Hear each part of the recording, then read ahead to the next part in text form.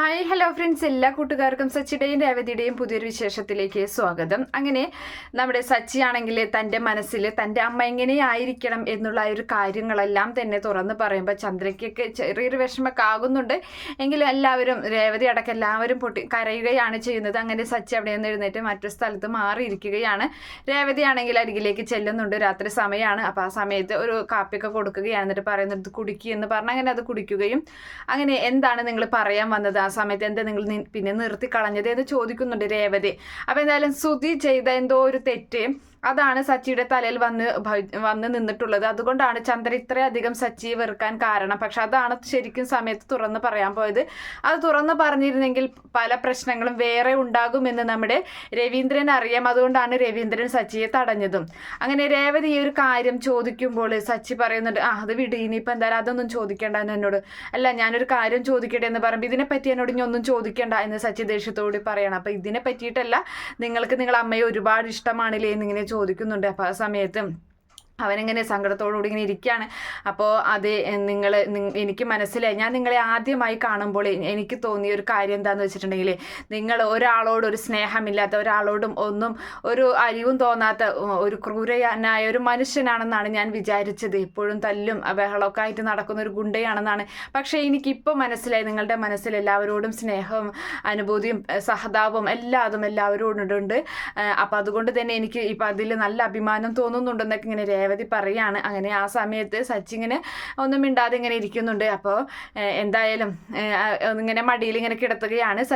സച്ചി രേവതിയുടെ മടിയിൽ ഇങ്ങനെ കിടക്കുന്നുണ്ട്. പുറത്താണ് കേട്ടോ, വീടിൻ്റെ പുറത്ത് അങ്ങനെ ഇരിക്കുകയാണ്. അപ്പം അങ്ങനെ സച്ചി കിടക്കുമ്പോൾ തല ഇങ്ങനെ തഴുകി കൊടുത്തിട്ട് പറയുകയാണ്, മുടി ഇങ്ങനെ തഴുകി കൊടുത്തിട്ട് രേവതി പറയുന്നുണ്ട്, അതെ സച്ചിയേട്ടൻ ഇനി വിഷമിക്കരുത്. നിങ്ങൾക്ക് സ്നേഹനിധിയായ ഒരമ്മ ചിലപ്പോൾ ഉണ്ടായിരിക്കില്ല, പക്ഷെ നിങ്ങൾക്ക് അവരോട് നല്ല സ്നേഹമുണ്ടല്ലോ. ഞാനൊരു ഭാര്യ മാത്രമല്ല, ഞാൻ നിങ്ങൾക്കൊരു അമ്മയും അതുപോലെ തന്നെ ഫ്രണ്ടും എല്ലാ രീതിയിലും ഞാൻ അങ്ങനെയൊക്കെ ആയിരിക്കും. അങ്ങനെയൊക്കെ നിങ്ങൾക്ക് അങ്ങനെ തോന്നുമ്പോൾ എന്നെ സ്നേഹിച്ചാൽ മതി എന്നൊക്കെ ഇങ്ങനെ പറയുന്നുണ്ട്. അങ്ങനെ അതൊക്കെ കേൾക്കുമ്പോൾ സച്ചിക്ക് ഒരുപാട് ആശ്വാസമാവുകയാണ്. അതിനുശേഷം അതിരാവിലെ തന്നെ അവർ നാട്ടിൽ നിന്നും അങ്ങോട്ട് അവരുടെ വീട്ടിലേക്ക് പോവുകയാണ്. രണ്ട് കാറ് വരുന്നു. 2 കാറിലായിട്ട്, ഒരു കാറിൽ സച്ചിയുടെ കൂട്ടുകാരൻ്റെ കാറും. അങ്ങനെ എല്ലാവരും അവിടെ വന്ന് ഇറങ്ങുന്നുണ്ട്. അപ്പം ആദ്യം തന്നെ നമ്മുടെ രേവതിയുടെ ആ ഒരു പൂക്കടയുണ്ടല്ലോ, അതിൻ്റെ മുന്നിലാണല്ലോ വന്നിറങ്ങുന്നത്. അപ്പോൾ അത് കാണുമ്പോഴും ഇതിൻ്റെ മുന്നിലാണ് വന്നിറങ്ങാൻ പറ്റിയത് എന്നൊക്കെ ഇങ്ങനെ പറഞ്ഞ് ഒരു പ്രശ്നമൊക്കെ അവിടെ നമ്മുടെ ചന്ദ്ര ഉണ്ടാക്കുന്നുണ്ട്. അപ്പോൾ നിനക്ക് എന്താ ചന്ദ്ര, വന്ന് കയറിയപ്പോൾ തന്നെ നീ തുടങ്ങി എന്ന് രവീന്ദ്രൻ ചോദിക്കുകയാണ്.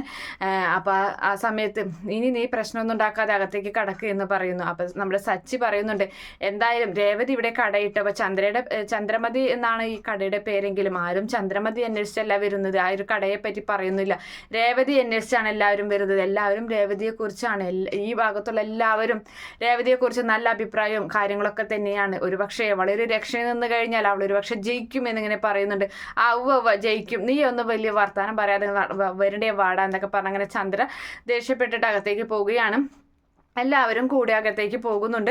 അങ്ങനെ ആ സമയത്ത് നമ്മുടെ എല്ലാവരും ഇങ്ങനെ നിൽക്കുകയാണ്. അപ്പം രേവതി ആണെങ്കിൽ വേഗം തന്നെ തൻ്റെ ആ ഒരു പൂക്കട തുറക്കാനുള്ള ഒരു പരിപാടിയിലാണ്. അപ്പോൾ ആ സമയത്ത് ചന്ദ്ര പറയുന്നുണ്ട്, രേവതി എവിടെയൊന്ന് നിന്നേ എന്ന് പറയണം. അപ്പം എന്താ അമ്മയെന്ന് ചോദിക്കുമ്പോൾ, അതെ ഇവിടെ എല്ലാവർക്കും തലവേദനയൊക്കെ ആയിരിക്കും, നീ എല്ലാവർക്കും ഒരു കോഫി ഇട്ട് കൊണ്ടുപോയോ എന്ന് പറയുന്നുണ്ട്. അപ്പോൾ ആ സമയത്ത് അമ്മയെ ഞാൻ പൂക്കട തുറന്നിട്ട് പോരെ എന്ന് ചോദിക്കുകയാണ്. അപ്പോൾ അത് പറ്റില്ല, നിൻ്റെ പൂക്കടൊക്കെ പിന്നെ മതി, പിന്നെ ഇവിടെയുള്ള കാര്യങ്ങളൊക്കെ കഴിഞ്ഞതിന് ശേഷം നീ ഇനി ആ പൂക്കടൊക്കെ തുറന്നാൽ മതി. നീ ഏത് നേരം നിന്റെ അച്ചമ്മയെന്ന് പറഞ്ഞ് പുറകെ നടന്നിരുന്നല്ലേ, നാട്ടിലൊക്കെ നീ വലിയ വിലസിയൊക്കെ നടന്നിരുന്നല്ലേ.